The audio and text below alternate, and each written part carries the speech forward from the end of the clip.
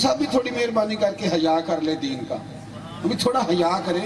اعلیٰ حضرت فاضل بریلوی رحمۃ اللہ علیہ کی جگہ پہ گئے پیلی بھیت میں، تو پیر صاحب بغیر پردے کے عورتوں کو تعویذ دے رہے تھے، تو اعلیٰ حضرت واپس آ کر پیچھے دوڑے، کہنے لگے آگے ہیں تو میرا کچھ خیال کریں۔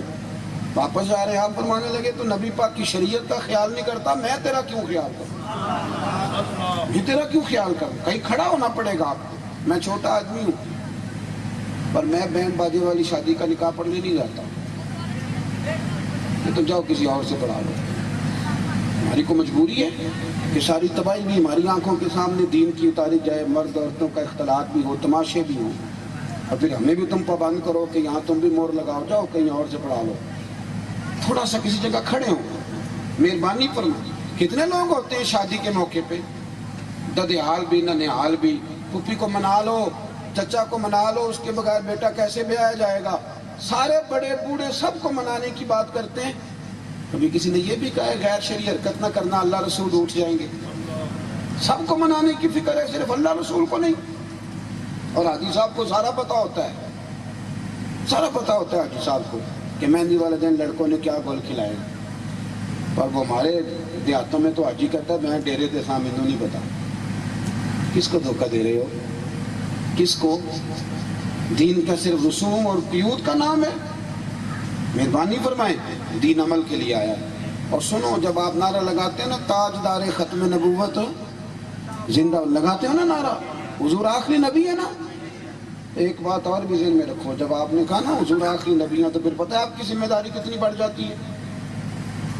بلغ عنی ولو آیا، پھر دین امت نے پھیلانا۔ آخری نبی کہہ کے تو بس یہ ہے کہ آپ نے نعرہ لگایا اور ختم ہو گیا، پھر آپ کو گلی گلی جانا ہے اور آپ کو دین کی نوکری کرنی ہے۔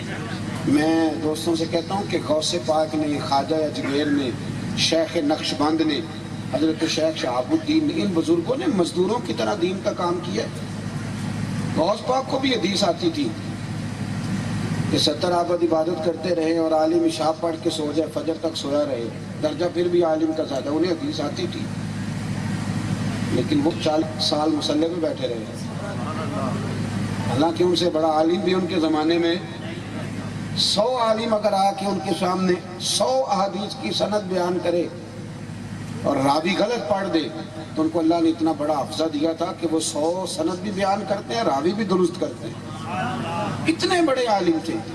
فجر کی نماز کے بعد غوث اعظم فقہ کا درس دیتے تھے، چاشت کے بعد مدرسے میں بیٹھ کے، مدرسے میں غوث پاک نے مدرسہ بنایا تھا۔ کیا بنایا تھا؟ بول کے بتائیے۔ مدرسے والے کو تو آپ پیر مانتے نہیں نا، سوال ہی نہیں پیدا ہوتا۔ مولوی نہیں پیر مان سکتا، وہ 3 نسلوں کو قرآن پڑھائے گا، وہ پیر نہیں بنے گا۔ پیر تو وہ بنے گا جو تعویذ لکھتا ہے، چاہے بیچارہ 6 مہینے غسل ہی نہ کرے۔ کیا تماشا ہے، اتنا سونا زیور زیادہ پہن لے اتنا بڑا پیر ہے۔ عالم ہی پیر ہوتا ہے، عالم جب علم پہ عمل کرنے لگتا ہے تو صوفی ہو جاتا ہے۔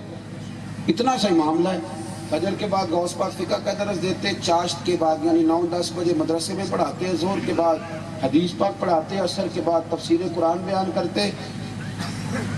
ہفتے میں 3 جلسے ہوتے، 70 ہزار کے مجمع کو بات سناتے، سینکڑوں لوگ توبہ کر کے جاتے، دنیا گھروں کو چلے جاتی ہے اور غوث پاک مصلی بچھا کے اللہ کی بارگاہ میں عبادت کے لیے حاضر ہو گئے۔ مزدوروں کی طرح کام کیا، کبھی کبھی اوور ٹائم بھی لگاتے تھے دین کے لیے۔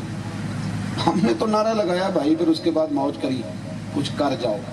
یہ وجود کسی کام کا نہیں، اگر یہ کھائے ڈھب سے، سوئے ڈھب سے، پہنے ڈھب سے، تو یہ کام تو ہندو سکھ بھی کر رہا ہے۔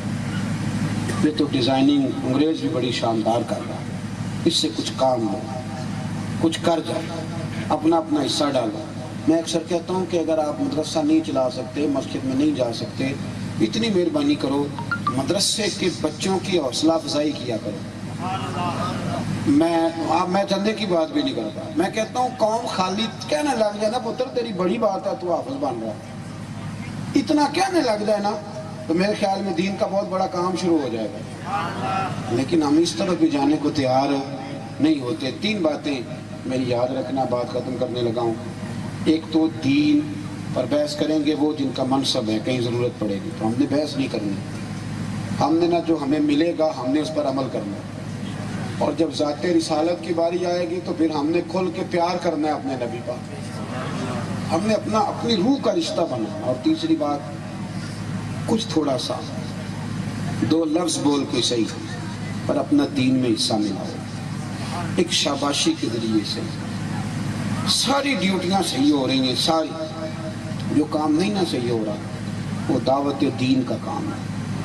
کتنی جماعتیں آپ کی جو جاتی ہیں انگریزوں کو مسلمان کرنے کے لیے۔ ایک صحابی کسی ایک شہر میں بیٹھتا تھا تو سارے کا سارا شہر مسلمان ہو جاتا تھا، اتنے کو عیسائی رہتے ہیں پاکستان میں۔ جلوس ہم روز نکالتے ہیں پر وہ ہم سے متاثر ہو کے مسلمان نہیں ہوتے۔ یہ کوشش ہم نے کب کرنی ہے، یہ ہم نے کب پروگرام بنانا ہے، اپنی زندگی میں تبدیلیاں لائیں، دین پر عمل کریں۔ آپ کی گفتگو بتائے کہ آپ نبی پاک کے غلام ہیں، اٹھنا بیٹھنا بتائے کہ آپ نبی پاک کے غلام ہیں۔